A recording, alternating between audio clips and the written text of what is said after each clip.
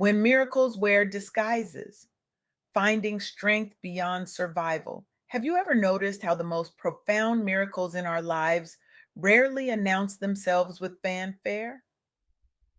They slip in quietly, often disguised as challenges, setbacks, or even catastrophes. I've been reflecting deeply on this after my recent conversation with Kimberly Dillard, a woman whose journey embodies extraordinary resilience in ways that have fundamentally changed how I view adversity. Kimberly isn't just surviving her challenges, she's transforming them into wisdom that lights the path for others walking through their own darkness.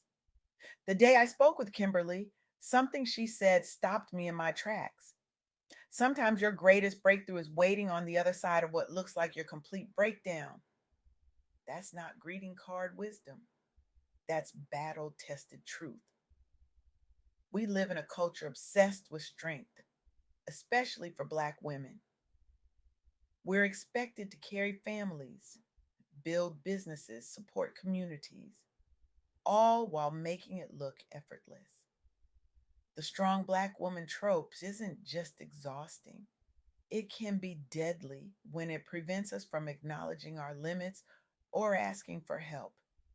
But what if true strength isn't about never falling? What if it's about what happens in that space between falling and rising again? This is where Kimberly's insights become so powerful. Through health crises, caretaking responsibilities, and major life transitions, she discovered that resilience isn't a solo sport, it's a community practice. Let me share something that might sound counterintuitive. Your moment of greatest vulnerability might actually be your gateway to unprecedented power. Consider the story of Wally Amos, the man behind famous Amos cookies. Before his name became synonymous with delicious chocolate chip cookies in that iconic bag, Wally faced the systemic barriers typical for Black entrepreneurs: limited access to capital, skepticism about his ability to build a national brand, the constant need to prove himself in rooms where he was often the only Black person present. But Wally had something powerful: authentic passion and a community that believed in him. He didn't just make cookies, he created an experience that reflected his personality and values. He leveraged relationships. He remained true to his vision. The result wasn't just a successful company, but a legacy that continues to uplift others. Today, the famous Amos Ingredients for Success initiative provides $50,000 grants to emerging Black entrepreneurs, having distributed over $600,000 since 2020. One man's resilience became a pipeline for community empowerment. When I shared this example with Kimberly, she nodded knowingly. That's exactly it, she said. Our struggles aren't just personal hurdles, they're preparation for how we'll serve others. This perspective transforms how we view adversity. It's not just something to endure, it's something to alchemize into purpose. But here's where many of us get stuck. We believe asking for help somehow diminishes our strength or independence.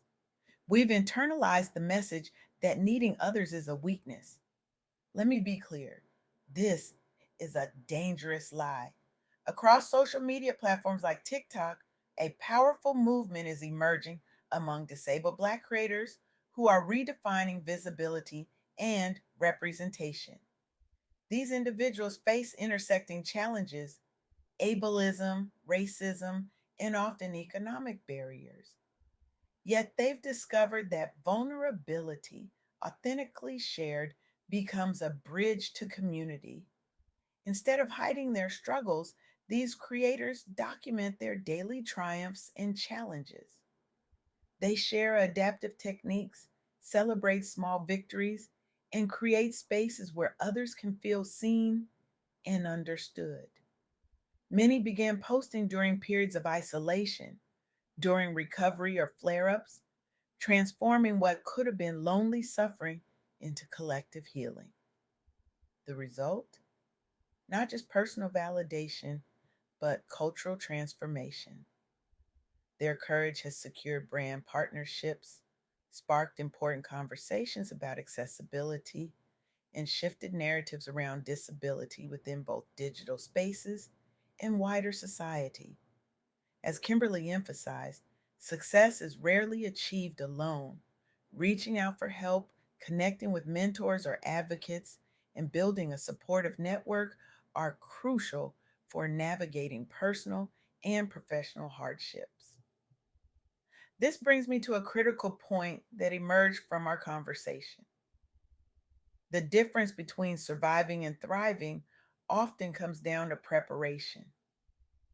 Many successful first generation Black entrepreneurs build businesses that serve not just themselves, but entire families and communities.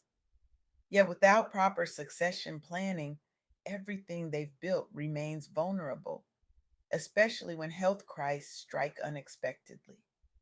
Recent data shows only 30% of small businesses survive transition after the owner retires or faces health challenges.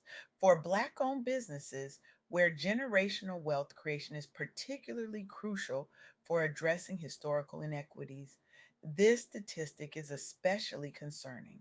Kimberly stressed that resilience requires both faith and practical preparation. It means having uncomfortable conversations about what happens if you can't be there. It means creating legal and financial frameworks that protect your legacy regardless of personal hardship. Your business isn't just about you, she reminded me. It's about the people who depend on it, the community it serves, and the example it sets for future generations. This perspective shifts how we approach both business and personal challenges. It's not enough to simply endure difficulties. We must use them as catalysts for creating systems that outlast our individual capacity. When we talk about resilience, we often focus on the triumphant ending, the comeback, the breakthrough, the victory. But real resilience happens in the messy middle, in those moments when you're not sure if you can take another step. Kimberly described this space beautifully. It's in the darkness that you discover your own light, not because it's easy, but because you have no choice but to find it. For many of us, especially high achieving Black women, this darkness often comes when we're trying to do it all. We're caring for aging parents while raising children. We're building businesses while managing health challenges. We're supporting community initiatives while trying to maintain our own well being. The weight becomes unsustainable. And that's not a failure, it's simply human. This is where the third key insight from my conversation with Kimberly becomes so vital. Disability or setbacks do not define your destiny. They can become platforms for greater impact when you trust in yourself and in miracles to guide the way. Notice she doesn't say if you work harder or if you just push through. She says when you trust. This is a profound shift from the grinding mentality that leaves so many of us exhausted. Trust requires surrender. It means acknowledging that some things are beyond our control. It means believing that support will come, often from unexpected places. And this brings us back to where we started, with miracles wearing disguises. Sometimes the miracle is the friend who shows up with groceries when you can't leave the house. Sometimes it's the mentor who sees potential in you that you've temporarily lost sight of. Sometimes it's the health challenge that forces you to finally prioritize rest and boundaries. Here's what I want you to take away today, not as passive inspiration, but as a call to radical action in your own life. First, I challenge you to redefine strength in your life starting today. True power isn't found in isolation or in pretending you have it all together. It's found in the courage to say, I need help, and in creating space for others to do the same. What conversation have you been avoiding out of pride? What vulnerability have you been hiding that might actually become your greatest connection point with others? Second, I urge you to examine the systems you're creating in your business, your family, your community. Are you building something that can withstand your absence? Are you documenting your knowledge? Are you mentoring others? Are you creating legal and financial frameworks that protect what you've built? If not, that becomes your priority starting now. Finally, and perhaps most importantly, I challenge you to look at your current struggle through new eyes. The very thing that feels like it's breaking, you might actually be breaking you open, creating space for something greater than you've imagined. Your breakdown might be the disguise your breakthrough is wearing. As Kimberly's journey so powerfully demonstrates, resilience isn't a destination, it's a practice. It's not about escaping the storm, but about learning to dance in the rain. It's about recognizing that every scar tells a story of survival and every struggle carries the seed of its own redemption. The miracle you've been praying for might already be here, disguised as the very challenge you've been trying to overcome. Look again, listen more deeply, reach out your hand. Because when we have the courage to see beyond appearances, to trust beyond evidence, to connect beyond comfort, that's when we discover that miracles aren't just possible, they're already happening right here, right now. Often wearing the most unexpected disguises, what miracle might be waiting for you on the other side of surrender?